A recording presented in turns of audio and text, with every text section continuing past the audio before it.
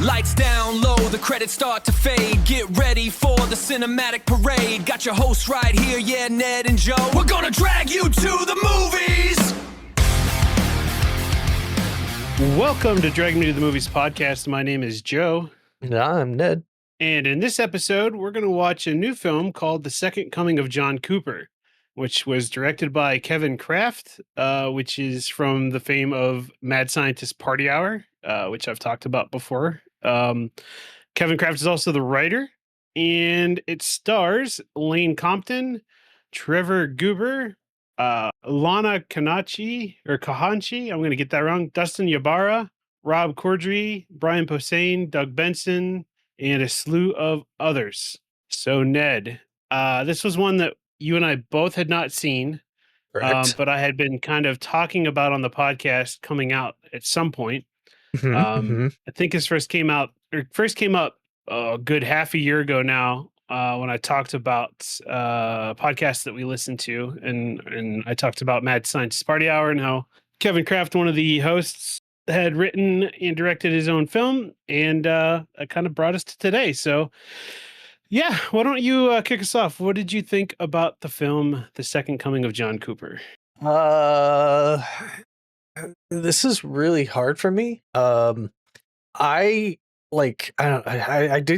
was really challenging for me to kind of find a place for this movie. There's like really nothing in my head that I could compare it to, other than like I have some things that I feel like may have influenced it a bit. And I just feel like there's some other disconnects for me. I'm kind of curious really to hear your side. But for me, I really, really did struggle to find what I wanted to score this movie. Yeah. And I feel like this movie had me in a weird spot, and that after I got done watching it, I ended up trying to watch another movie to help get my mind away from this one. And that one ended up being not great. Kind of like I felt about this one, to be fair. What was it that you watched afterwards? It's a movie, like I just resubscribed to Apple TV, and I'm trying to get through some of the content I've missed there. And there's one called Outcome with it's written and directed by Jonah Hill, and has Keanu Reeves and Cameron Diaz and a few other people in there.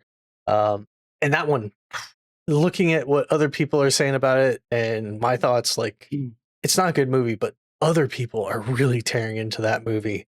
I feel like there's at least some character development and some redeemable things there. Now, having said that, coming back to The Second Coming of John Cooper, I don't think I was the target audience for this movie. Yeah. Would this have been one you would have recommended to me, just knowing me? No. Okay. No, this isn't one that I would have recommended to myself, to be honest. Okay. As we've talked before, I'm not a big fan of like stoner movies. Right. In general, and this leans heavy into stoner comedy. It sure does. Which I knew that about you, but then there's also the other aspect of like dick and fart jokes, which this has that as well. Right. And I think some of them were good. Okay. Yeah, so everything you've said so far, I'm right there with you. Okay. I watched it, and I kind of felt like I was on a roller coaster, but more of like a children's roller coaster. Not to be yucky towards this film, but like the highs weren't that high and the lows weren't that low. It was just kind of like a lot happening the entire time. There was, and also like nothing at all. Right. And I don't know where to throw this in, but ultimately I tried to like recall standout scenes, and the only two that like came to mind after watching it was like the first time they did drugs, and then the like party that, Clint and Jessa just had their fight. Like those were the only scenes that kind of stood out, and I'm just like, I didn't laugh out loud at all at any of the jokes in this movie. Like, I left out a few like you know what I mean, like, oh, okay, they did a thing. Okay. But I also was not belly laughing at all in this film either. Yeah. I'm there with you. Okay, good. The only other like standout I would say like surprised me was when John Cooper called Jessa over to apologize. I thought that was a pretty good scene. Like overall, pretty redeeming. It was okay, but then of course he ends up kissing her, and the whole Right, and it gets thing. ruined. Yeah, Yeah, no, I agree. yeah. Yeah, I took a good bit of notes of like jokes that happened that Same. like I said, kind of got me like a huh. I But did. So here's how I classified them. I classified them as things that I found possibly funny, and then things that I didn't find funny. yeah, that's fair. That's fair. So Yeah. like, all right, why don't we go through a few of them? Okay. Sure. So the fact that he starred in a movie called Shark Car, I thought that was kind of ridiculous, and Yeah. I ha a Yeah. little bit, but it wasn't like a chuckle laugh. Like it was like, okay, that's Yeah. Or the reaching kind of like the thing. whole ass champagne thing. Like, Right. eh, Yep. okay. When he was when John Cooper was kind of brainstorming ideas to come back, and he said, "How about Netflix for books?" And they said, "That's a library, John." Like I kind of laughed at that. I thought that was Yeah. okay. Yeah, I don't know. All those references like that, and then like the 10 spotter instead of Fiverr and stuff. I'm just like, Yeah. eh. The pros of being a celebrity, you get to board the plane before pregnant women, disabled, and veterans. Hmm, That kind of had me laugh a little bit, because that's probably true. yeah. Yeah. So Again, these weren't like belly laughs. So again, I'm not saying like this really had me. But yeah. So do you have any others, Ned? Or I do. I have like, there's a part where he's like, whatever Jessa, isn't that like a dumb name? Like, parents didn't even finish it or Mhm. something. Like, I was like, okay, sure. Why not? Yep. There's How the, about when he drew that picture of Jessa, stick yeah, figure with big boobs? Like, yep. oh, it's okay. The whole like part where Clint is like, I gotta go use the restroom, and he like takes a quick poop, and he's like, "You're already done." He's like, "Well, I was already at the gates. I didn't have to put in much effort." Like, Right. it's like, okay, I guess that's kind of funny. Yeah. The one that actually may have gotten a little bit of a chuckle out of me that I kind of got caught off guard by was the porn star name of Michael J. Fox. Like Yeah, that was pretty good. that was okay to me. I did write that one down. Yeah. I also kind of laughed a little bit at, and this is kind of stupid humor, which is kind of my thing, but I think it was John saying, "I'm Garfield and you're Heathcliff," Mm-hmm. and Clint is like, "Who's Heathcliff?" Like Right. I kind of laughed at that a little bit because just the age gap between the two. Yep. Yep. Um, I kind of like, again, not a laugh, but more of a like a huh. When John becomes homeless and he has pubes glued on his face as a beard kind of thing. I was wondering if they were pubes or if it was just them doing a really crappy beard. I think it was supposed to be a really crappy beard. I don't think it was actually pubes. I think it was just That's kind of the vibe I got from it though too. they just did it to be funny. Like, Right. he slowly, because as it went on, he got more and more of like the hair glued to his face kind of thing. Mhm. Right. Maybe it was just a bad art person who did it, but like it to me, it was like, oh, okay. He's like this part of the scene is he's downtrodden, so they glued pubes on his face, kind of thing. Okay, sorry. What else you got? Let's see. The one part where they were talking about the girls essentially doing the upper decker and they called it the triple decker or whatever. Right. I was Yeah. like, okay. I was expecting them to say upper decker, but the fact that there was three of them, yeah, sure. Right. So, Okay. the part where the drug dealer guy, comes in and plays himself in with applause, like I was like, okay, I've seen that a lot of places before. So You're right. I don't know. Even like the Uncle Google thing, I'm like, miss the boat on Right. the AI side of things. And just yeah, Yep. all those things didn't really play out. And then I don't know, like there's the whole things that really didn't work for me. Is like, the ball rockets out of my dick hole, or the guy where Clint's like really excited for coffee and cereal, and of course John tried to make some weird concoction with coffee being double brewed or something, and then ate all his cereal and dumped it on himself. Just like, Right. Like, yeah, some of the slapstick humor wasn't there. Like, it was attempted, but yeah, I don't know that it fit, you know? yeah, it didn't work for me. Yeah.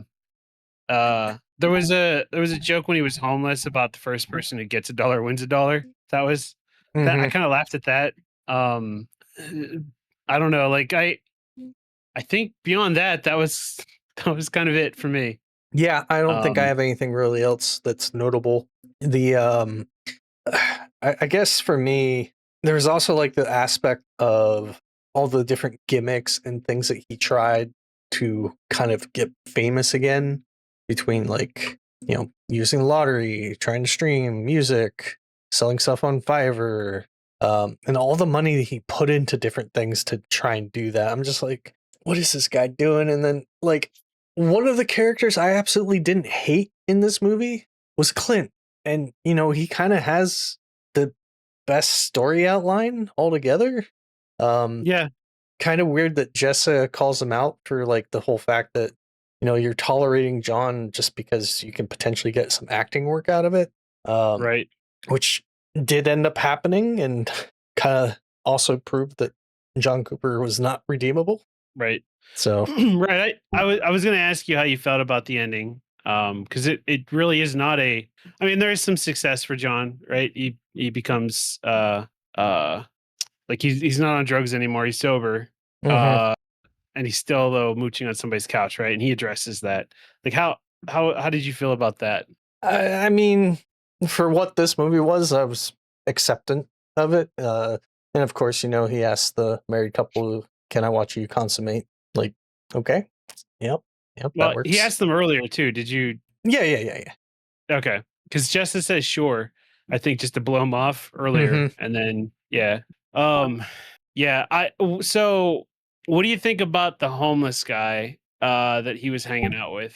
The barf guy. Um, Barf. Yeah, like I thought that guy was annoying and didn't add anything at all. Yeah, he really didn't stand out to me at all. Just another person for him to kind of riff off in a way. Yeah. Harry, the homeless guy that was on PCP, turns into Tasmanian Devil. Like Hmm. that was okay, but like I didn't even know. I didn't even figure out or like put together that John saved Jessa from him. I did Like they get call that. out.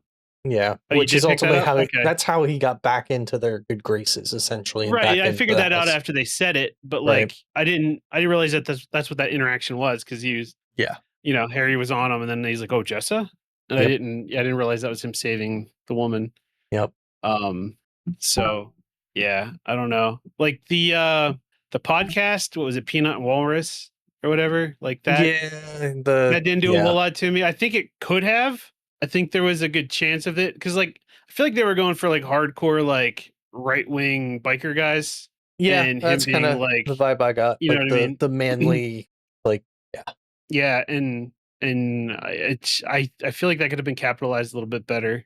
Now that being said, I'm not the director and I'm not a writer, so I don't know how they would have. But Right. I wanted more. I think that's the premise of this whole film is I wanted more. I But don't. also at the same time I wanted less. You know what I mean? Like, Yeah. Yeah. I mean, and this is part where like I didn't have any expectations. I didn't get a lot from this movie, even just from the trailer, other than it had some people I recognized. Um, mhm, and they come in, do their thing, which it's something they do. It didn't really stand out to me either way.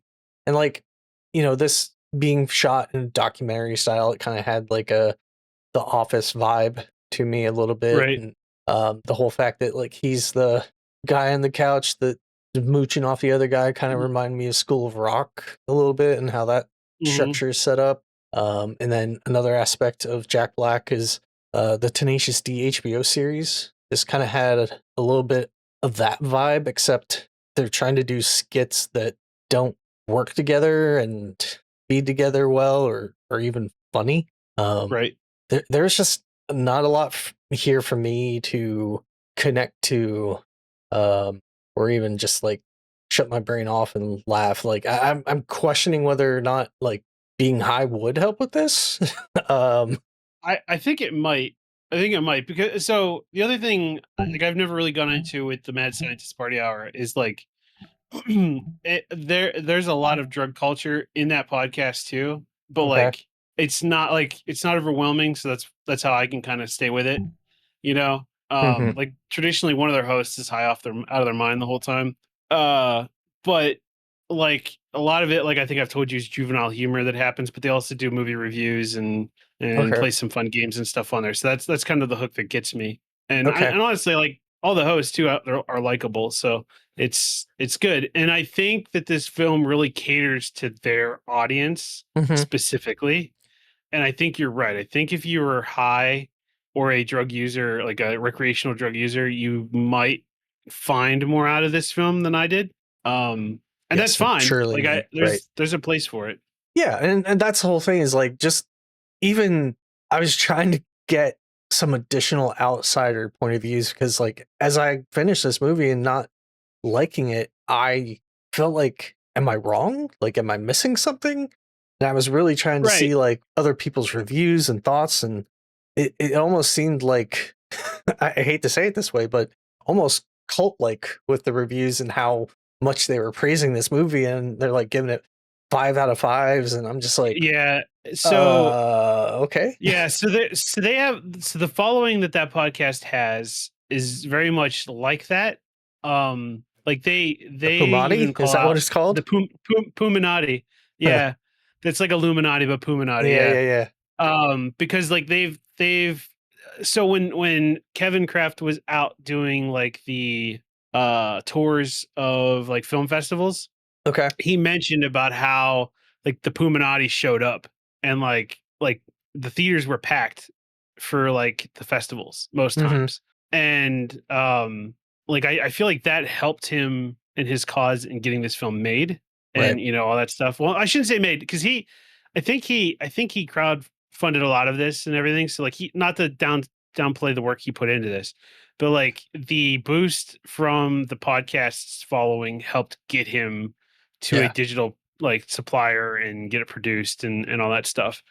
Which is awesome. Which, Like, yeah, cause I I mean, mean, they must be doing something right? You right, know, right. for And that to, there's like the fact that you get a movie made is incredible. So, right. And yeah, to your point too, like I'm looking at IMDb, it's 9.6 out of 10. And what it's 48 people out of 58 gave it a 10 out of 10, which even for mhm, like a popular movie is outrageous. You know what I right. mean? Yeah. So I mean, yeah, you could easily say that this is, you know, being review Inflated a bombed bit. at the moment. Yeah. Uh, which again, great. I don't want to poop on this movie too much because No, no, I believe it has its audience. I just I don't think you agree. and I are the audience for this. No, no. And like, I will admit that the John fucking Cooper acoustic version is the superior version. Um, but yeah, I agree. This I just wasn't the target audience for it. And yeah, I think I Mm, have to leave it at that. And I yeah. do have a few quotes that well, I Mhm. guess there's just one. There's the part where what Rob Corddry he did the he's going to get double canceled, like extra canceled. I don't know Right. why that stuck with me, but that did. I don't think I'll Rob ever. Corddry's quotes on a lot of it was pretty good. Yeah. Uh, just from a concerned, not like in his corner kind of thing. Like he did a good job. I feel like Ned that to your point, this definitely feels office like Mm-hmm.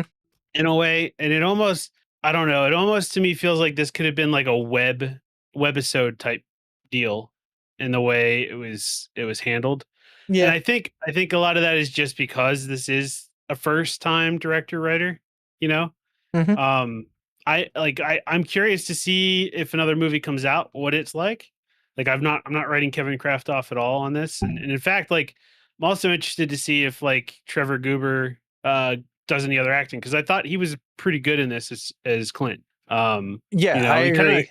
he kind of gave me like the Office vibes. Like, You know, like in a likable character kind of way. Um, yeah, I would Go agree. ahead. I think, between him, the even the guy who played John Cooper and even Jessa, um, I thought they like were fine. It was just mostly the content and the story being told and the writing that mostly didn't stick with me. I mean, Right. first off, do you want to play Murder Coin? Like that game was like what? I just I didn't get it. I didn't find it Yeah. funny. Um, Yeah, I get you.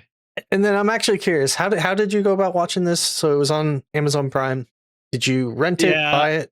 I bought it, and I bought it because I wanted to support Kevin Kraft.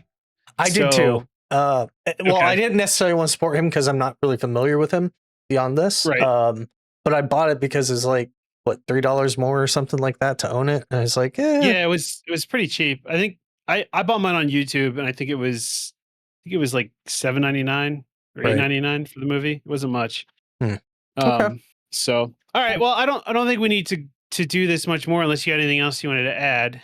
No, I was just kind of more curious, like, as a person who listens to the podcast, like I was really wondering like how much of the comedy you find there made it into the movie. Because I've really never listened to the podcast or given any episode a chance or anything like that. I Yeah. started to kind of investigate a little bit, but So some of the humor did follow. It wasn't like anything that's like, oh, that's like a hook they have in the podcast that came over, but a lot of the humor, like would you say earlier, like the dick fireworks, mm-hmm, um, or like the shark car, like that's like those are the kind of jokes they would make about something. You know what I mean? Like they could say like, oh, I watched this movie. It probably should have been called Shark Car, and like have a good chuckle about that. But like okay, it works in that way because like they're three good friends that grew up together kind of right. thing. So there's So some like inside joke it's almost type yeah, it's things, almost like you're witnessing like or hanging out with your friends, you know what I mean? right? Like if you have Gotcha. friends that have poop jokes and stuff. So it works there. I don't think it worked for me so much in this just because like I said, I never got fully invested in the story. Mm-hmm, And I think if it would have done that, then I would have felt better about this film overall. gotcha. But it just wasn't there. So all right, well, shall we give it some scores? Yeah, let's do that. Would you like All to right. start us off? So yeah, I can start. So I gave this a 2 out of 5. I gave it a 2 out of 5 mainly because like I did like Trevor Goober's performance. I did like Lana. Is it Ilana? I don't know if I'm getting it right. Alana, the one who played uh Jessa. yeah, maybe it's either Lana or Yana, maybe. I don't know. Double It L might be Yana. sometimes Yeah, together. right. I did appreciate their performances. I thought they were well done. I feel like this was a good first attempt at a film, and again, I'm not the audience for this. Right. So, and I couldn't find it in my heart to go lower than a 2, although I probably should have, but I'm gonna give it a 2. So So, for better or worse with mine, um mhm. I have a feeling I could have put it as a 2 if I didn't watch that second movie because I put that at a 2. So just Oh quickly no, doing a comparison between two, I had to go with a 1.5 for this movie, yeah, mainly I'm not because surprised. one is for me, hey, you made a movie, congratulations. The point 0.5 is mostly for some of the acting and Clint stuff in here. Um, Mm. there just wasn't anything else for me in this beyond that. So yeah, I Yeah, settled that's at a fair. 1.5. That is fair. Yeah, so I would recommend. I don't know if they'll ever come out with like behind the scenes or anything like that, but it was interesting listening on Mad Scientist Party Hour. Mm-hmm. Some of the stuff about like what it all took to make a movie. Um, and so like it's just very interesting stuff. Like fun fact, except not probably fun for Kevin when he made this, but uh I think it was like halfway through the filmmaking, the hard drives that had the film on it corrupted. Oh, that sucks. And his crew that he had hired kind of took care of it for the most part before they told him. And I think they ended up having to like send it off to like a hard drive Recovery. like recovery place. Yeah. And they were able to get it back. But like that was crazy. Yeah, Um, that's not cool. this the set that is the apartment, Clint's apartment, they rented through some kind of like Hollywood acting thing or whatever, and it I guess was owned by a lady who was troublesome for them. So like when they would be acting in scenes and stuff, she would like walk in and ask them what they were doing there, and they had to like remind her of the signed agreement, and she did Mm-hmm. it almost every day, kind of thing. Yuck. Yeah, and they said like there was some scenes like where they had to come in and like redo the set just because she had been in there the night, like during the night or whatever, and messed with it, and like just some like stuff that you have to overcome that you wouldn't think of, I guess, in some cases. But yeah, I recommend if I hope they do come up with some behind the scenes stuff, because that kind of stuff is interesting to me, like what it takes So to make a movie. is it true? Um, I thought I heard somewhere as I was going through and trying to do some research on this, they shot it in like 12 days or a really short time it frame. was pretty quick. I think they had the house for 10 days. Okay.